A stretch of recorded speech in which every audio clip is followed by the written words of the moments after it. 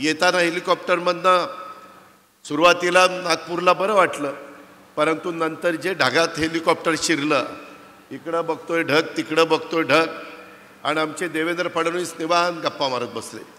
म्हणलं बघा जरा बाहेर काही दिसत नाही, कुठं झाड दिसेना, कुठं काही दिसेना, जमीन दिसेना, आपण ढगात चाललोय, कुठं चाललोय, काय चाललोय. म्हणले काही काळजी करू नका.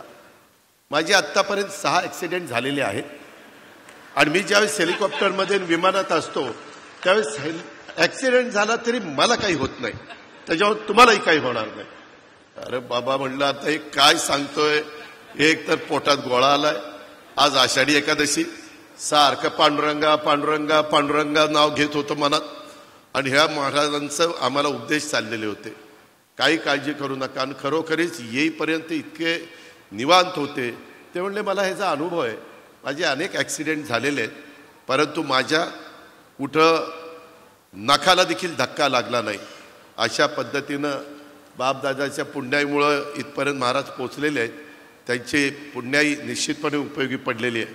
परंतु मित्रांनो, एकंदरीत खरोखरीच जरा सगळेजण धाकधूकच करत होते. माझ्या उजव्या बाजूला उदय सामंत भेटलेले होते.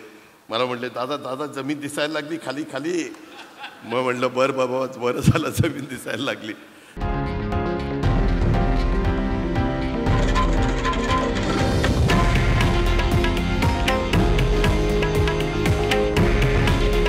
हे आहे देशातील नंबर 1 न्यूज नेटवर्क, आणि आपण पाहत आहात TV9 मराठी.